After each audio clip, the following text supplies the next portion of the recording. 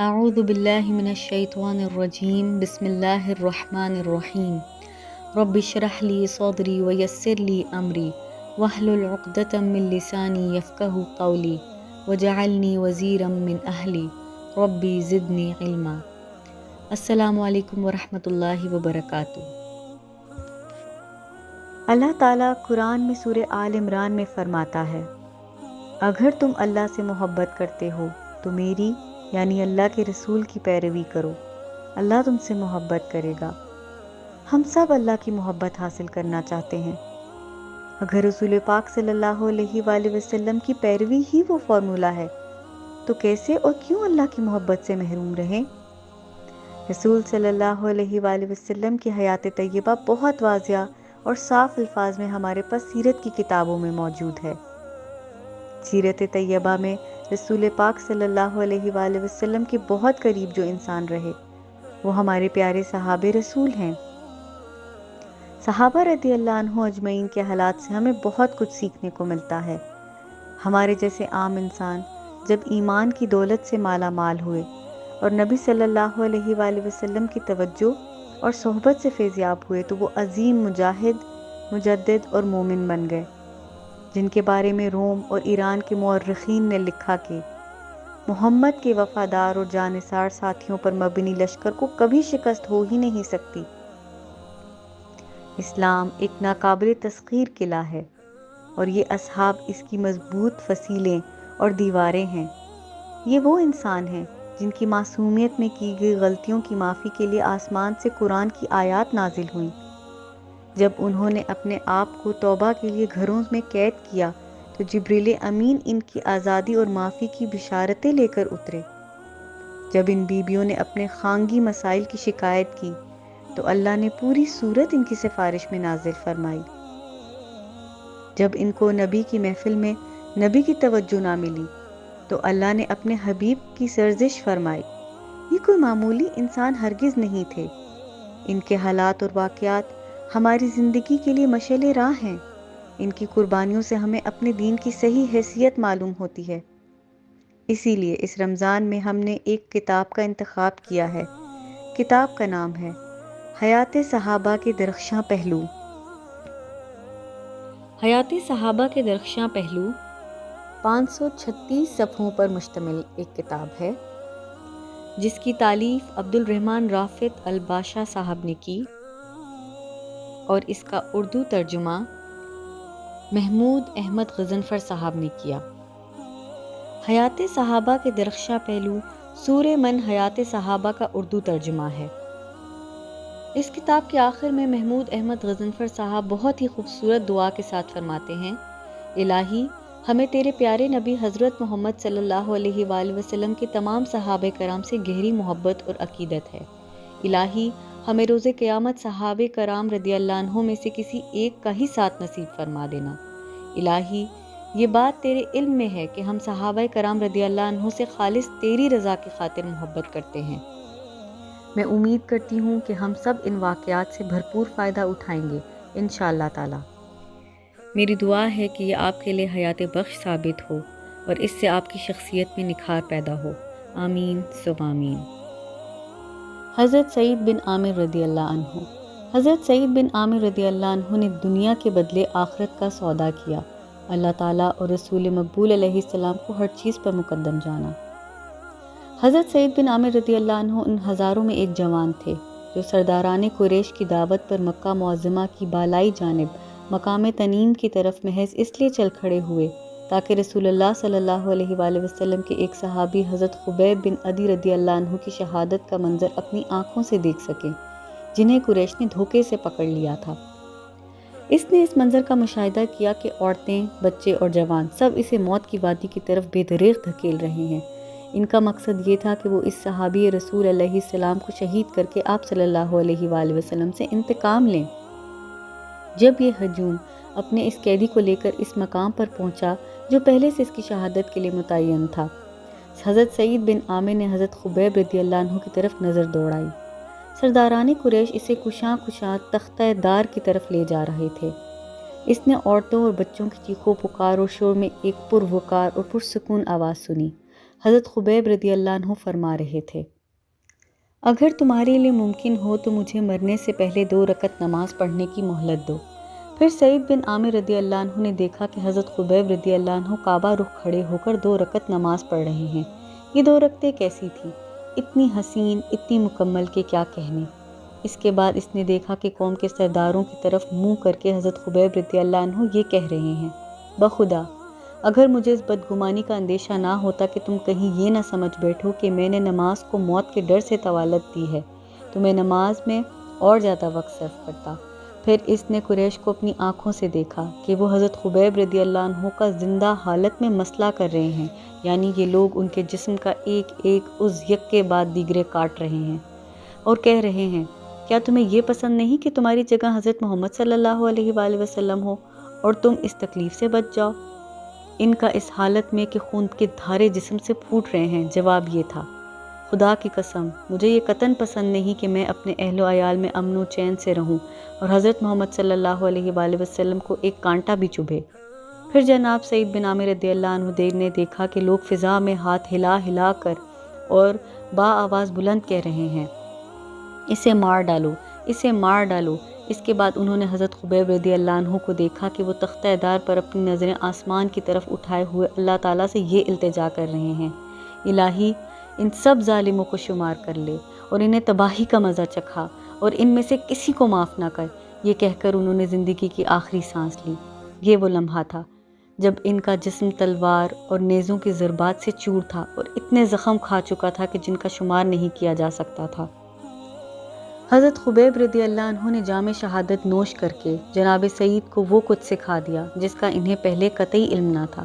انہیں سکھایا کہ حقیقی زندگی عقیدہ اور عقیدے کی راہ میں تادم آخر مسلسل جہاد کرنے کا نام ہے۔ دوسری بات جو اس واقعے سے انہوں نے سیکھی وہ یہ تھی کہ پختہ و محکم ایمان ایسے عجیب و غریب کردار کو جنم دے سکتا ہے جو عام حالات میں ظہور پذیر نہیں ہوتے۔ علاوہ ازیں انہیں اس حقیقت کا بھی احساس ہوا کہ وہ شخص جس سے اس کے رفقا اس درجہ محبت رکھتے ہیں کہ اس پر جان نچھاور کر دے، بلا شبہ اللہ سبحانہ تعالیٰ نے سعید بن عامر رضی اللہ عنہ کا سینہ اسلام کے لیے کھول دیا تھا۔ چنانچہ برسر مجمع یہ اعلان کر دیا کہ میں سر تسلیم خم کرتا ہوں، میں آج سے مسلمان ہوں۔ حضرت سعید بن عامر رضی اللہ عنہ نے مکہ کی سکونت ترک کر کے مدینہ منورہ کی جانب ہجرت کی اور رسول اللہ صلی اللہ علیہ وآلہ وسلم کی رفاقت اور صحبت میں رہنے لگے۔ خیبر اور اس کے بعد ہونے والے غزوات میں شرکت کا شرف بھی حاصل کیا۔ جب نبی اکرم صلی اللہ علیہ وآلہ وسلم نے اپنے رب کے جوار رحمت کی طرف کوچ کیا، اس وقت آپ صلی اللہ علیہ وآلہ وسلم حضرت سعید بن عامر رضی اللہ عنہ سے ان کی خدمات کی وجہ سے خوش تھے۔ آپ کے بعد حضرت ابو بکر صدیق رضی اللہ عنہ اور حضرت عمر رضی اللہ عنہ کے ہاتھوں میں حضرت سعید بن عامر رضی اللہ عنہ برہنہ شمشیر بن کر رہے اور ایسی زندگی بسر کی جو مسلمانوں کے لیے کردار کا نادر نمونہ ثابت ہوئی، جنہوں نے دنیا کو بیچ کر آخرت کا سودا کیا اور اللہ تعالیٰ کی رضا جوئی کو اپنی خواہشات کے مقابلے میں راجع اور مقدم جانا۔ رسول اقدس کے یہ دونوں خلفاء حضرت سعید بن عامر رضی اللہ عنہ کی صداقت اور تقویٰ کو خوب جانتے تھے، لہٰذا ان کی نصیحتوں کو غور سے سنتے اور ان کی ہر بات پر کان دھرتے۔ جناب سعید بن عامر رضی اللہ عنہ حضرت عمر رضی اللہ عنہ کے پاس اس وقت تشریف لائے جب انہیں خلافت ابھی ملی ہی تھی۔ آپ نے فرمایا، اے عمر رضی اللہ عنہ، میں تمہیں اس بات کی وصیت کرتا ہوں کہ لوگوں کے معاملے میں اللہ تعالیٰ سے ڈرتے رہنا اور اللہ تعالیٰ کے بارے میں لوگوں سے کبھی نہ ڈرنا، اور یہ کہ تمہارے قول و فعل میں تضاد کبھی بھی نہ ہو، اس لیے کہ انسان کی بہترین گفتار وہی ہوتی ہے جس کی تصدیق اس کا کردار کرے۔ اے عمر رضی اللہ عنہ، اللہ سبحانہ تعالیٰ نے جن مسلمانوں کا تمہیں نگران بنایا ہے، ان کے معاملات کی طرف خصوصی دھیان دیتے رہنا، ان کے لیے وہی پسند کرنا جو خود تمہیں اپنے اور اپنی اولاد کے لیے پسند ہو، اور ان کے لیے ہر اس چیز کو ناپسندیدگی کی نظر سے دیکھنا جو خود تمہیں اپنی ذات اور اپنے اہل و عیال کے لیے ناپسندیدہ ہو۔ شدائد کا سامنا کرنے سے نہ گھبرانا اور راہ حق پر مضبوطی سے جمے رہنا، اور حق کی راہ میں کسی بھی ملامت کرنے والے کی ملامت کو خاطر میں نہ لانا۔ حضرت عمر رضی اللہ عنہ نے فرمایا، سعید رضی اللہ عنہ، بھلا کس میں یہ ہمت ہے کہ ان ذمہ داریوں سے عہدہ برا ہو سکے؟ سعید رضی اللہ عنہ نے فرمایا، آپ اس کے اہل ہیں، آپ ان لوگوں میں سے ہیں جن کو اللہ تعالیٰ نے امت محمدیہ صلی اللہ علیہ وآلہ وسلم کی نگرانی کا فریضہ سونپا ہے۔ آپ ایک ایسے شخص ہیں کہ اللہ تعالیٰ کے ہاں آپ سے زیادہ اور کوئی اس کا مستحق نہیں۔ اس مرحلے پر حضرت عمر رضی اللہ عنہ نے جناب سعید رضی اللہ عنہ کو اپنی نصرت و تائید کے لیے دعوت دی اور فرمایا، اے سعید رضی اللہ عنہ، ہم تمہیں علاقہ حمص کا گورنر مقرر کرتے ہیں۔ انہوں نے اس کے جواب میں فرمایا، اے عمر، اللہ کا واسطہ ہے مجھے اس آزمائش میں نہ ڈالیے۔ حضرت عمر نے اس پر خفا ہو کر فرمایا، بڑے افسوس کی بات ہے کہ تم نے خلافت کا بار تنہا میری گردن پر ڈال دیا اور خود اس سے الگ تھلگ ہونے کی کوشش کر رہے ہو۔ خدا کی قسم میں چھوڑنے والا نہیں۔ اس کے بعد آپ نے اس کو صوبہ حمص کا گورنر مقرر کر دیا اور ارشاد فرمایا، کیا تمہارے لیے ہم کچھ معاوضہ مقرر نہ کر دیں؟ اس پر حضرت سعید رضی اللہ عنہ نے کہا، امیر المومنین، میں معاوضہ لے کر کیا کروں گا؟ بیت المال سے جو کچھ ملتا ہے وہ بھی میری ضرورت سے زیادہ ہے۔ یہ کہا اور حمص کی طرف چل دیے۔ کچھ عرصہ بعد حمص میں سے قابل اعتماد افراد پر مشتمل ایک وفد امیر المومنین حضرت عمر رضی اللہ عنہ کی خدمت میں حاضر ہوا۔ آپ نے وفد کو حکم دیا، تم لوگ مجھے ان افراد کے نام لکھ کر دو جو تم میں مفلس و نادار ہیں، تاکہ میں ان کی مالی مدد کر سکوں۔ وفد نے آپ کی خدمت میں ایک دستاویز پیش کی۔ آپ کیا دیکھتے ہیں کہ اس فہرست میں حضرت سعید بن عامر رضی اللہ عنہ کا نام بھی درج ہے۔ آپ نے دریافت فرمایا، کون سعید بن عامر؟ انہوں نے بتایا، ہمارا گورنر۔ فرمایا، آپ کا گورنر مفلس ہے؟ انہوں نے کہا، جی ہاں، خدا کی قسم کئی دن ان کے چولہے میں آگ نہیں جلتی۔ یہ سننا تھا کہ حضرت عمر رضی اللہ عنہ بے اختیار رو پڑے اور اتنے روئے کہ آپ کی داڑھی مبارک آنسوؤں سے تر ہو گئی۔ آپ اٹھے اور 1000 دینار لیے اور ان کو ایک تھیلی میں بھر کر فرمایا، اس سے میرا سلام کہنا اور یہ پیغام دینا کہ امیر المومنین نے یہ تھیلی تمہارے لیے بھیجی ہے تاکہ اس سے تم اپنی ضروریات کو پورا کر سکو۔ یہ وقت حضرت سعید بن عامر رضی اللہ عنہ کے ہاں تھیلی لے کر آیا۔ آپ نے دیکھا کہ اس میں تو دینار ہیں۔ تھیلی کو اپنے سے دور ہٹا کر بس یہ کہنے لگے، انا للہ و انا الیہ راجعون۔ گویا کوئی بپتا نازل ہو گئی یا کوئی ناگوار واقعہ پیش آ گیا۔ یہ کیفیت دیکھ کر آپ کی بیوی گھبرائی اور بولی، میرے سرتاج، کیا سانحہ رونما ہو گیا؟ کیا امیر المومنین وفات پا گئے؟ آپ نے فرمایا، نہیں، بلکہ یہ بات کہیں زیادہ اہم ہے۔ اس نے پوچھا، کیا کسی مورکہ جہاد میں مسلمانوں کو کوئی صدمہ پہنچا؟ آپ نے فرمایا، اس سے بھی بڑی بات ہے۔ اس نے عرض کی، بھلا اس سے بڑی بات کیا ہو سکتی ہے؟ فرمایا، میرے ہاں دنیا در آئی تاکہ میری آخرت بگاڑ دے، میرے گھر فتنہ ابھر آیا۔ اس نے عرض کیا، کیوں نہ آپ اس فتنے سے جان چھڑا لیں؟ اسے دیناروں کے بارے میں کچھ علم نہ تھا۔ انہوں نے فرمایا، کیا اس سلسلے میں تم میری کچھ مدد کرو گی؟ عرض کیا، جی ہاں، کیوں نہیں۔ آپ نے دینار متعدد تھیلیوں میں بند کیے اور غریب مسلمانوں میں تقسیم کر دیے۔ اس واقعے کو زیادہ عرصہ نہ گزرا تھا کہ حضرت عمر رضی اللہ عنہ نے دیار شام تشریف لائے۔ مقصد یہ تھا کہ اس علاقے کے حالات معلوم کر سکیں۔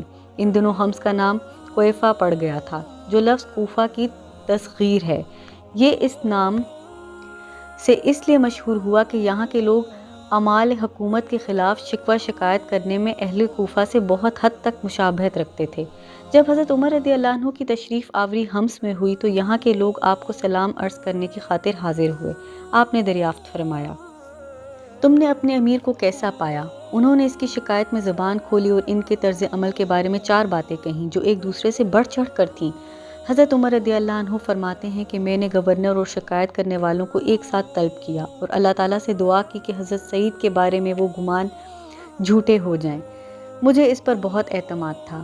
جب یہ لوگ اور ان کا گورنر بوقت صبح میرے پاس آئے تو میں نے دریافت کیا، تمہیں اپنے گورنر سے کیا گلہ ہے؟ انہوں نے بتایا کہ یہ دن چڑھتے تک گھر سے باہر نہیں نکلتے۔ اس پر میں نے پوچھا، سعید رضی اللہ عنہ، تم اس سلسلے میں کیا کہنا چاہتے ہو؟ سعید رضی اللہ عنہ چند لمحے خاموش رہے، پھر کہا، بخدا میں اس سلسلے میں کچھ کہنا ناپسند کرتا تھا، لیکن اب اس کے بغیر کوئی چارہ کار نہیں ہے کہ میں حقیقت حال صاف صاف بیان کر دوں۔ صورتحال یہ ہے کہ گھر میں میرے پاس کوئی خادم نہیں۔ میں صبح سویرے اٹھتا ہوں اور اہل خانہ کے لیے آٹا گوندھتا ہوں، پھر تھوڑی دیر تک انتظار کرتا ہوں تاکہ آٹے میں خمیر پیدا ہو جائے۔ بعد ازاں ان کے لیے روٹی پکاتا ہوں، پھر وضو کر کے لوگوں کی خدمت کے لیے گھر سے نکل کھڑا ہوتا ہوں۔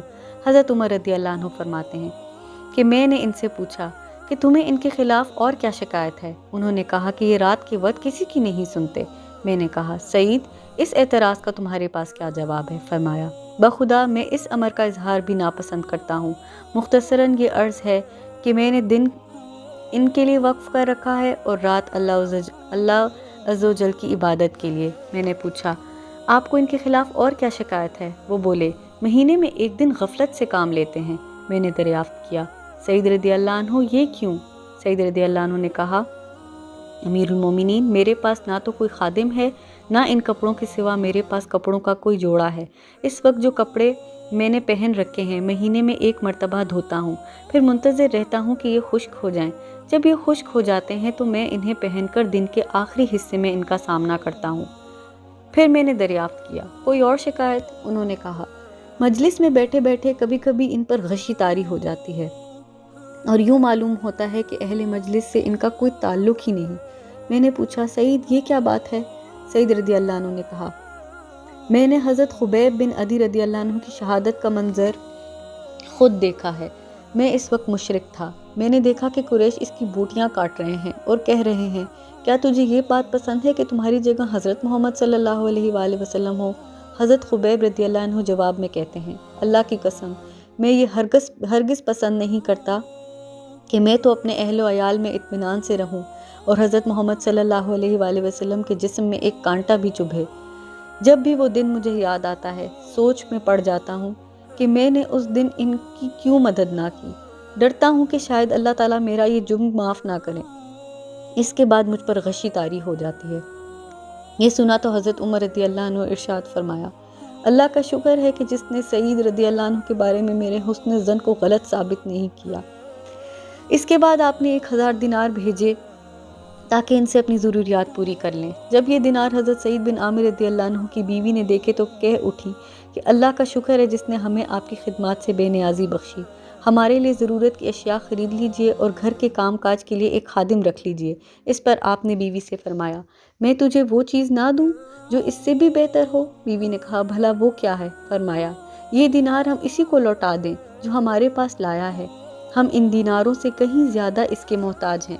بیوی نے کہا وہ کون؟ فرمایا کیوں نہ ہم اللہ تعالیٰ کو قرض حسنہ دے دیں؟ بیوی نے عرض کی آپ نے بجا ارشاد فرمایا اللہ تعالیٰ آپ کو جزائے خیر عطا فرمائے۔ آپ نے اسی مجلس میں دیناروں کو مختلف تھیلیوں میں رکھا اور اپنے اہل خانہ میں سے ایک شخص کو حکم دیا کہ جاؤ فلاں کی بیوی، فلاں کے یتیم بچوں اور فلاں خاندان کے مساکین اور فلاں قبیلہ کے محروموں میں تقسیم کراؤ۔ اللہ تعالیٰ نے حضرت سعید بن عامر کو سند رضا سے نوازا۔ آپ ان لوگوں میں سے تھے جو دوسروں کو اپنی ذات پر ترجیح دیتے ہیں چاہے خود گھاٹے میں رہیں۔ حضرت سعید بن عامر رضی اللہ عنہ کے مفصل حالات زندگی معلوم کرنے کے لیے درجہ ذیل کتابوں کا مطالعہ کیجیے۔ اللہ تعالیٰ اس کار خیر کو شرف قبول سے نوازے۔ وصلی اللہ علی النبی محمد وعلی آلہ واصحابہ وسلم۔ سبحانک اللہم وبحمدک اشہد ان لا الہ الا انت استغفرک واتوب الیک۔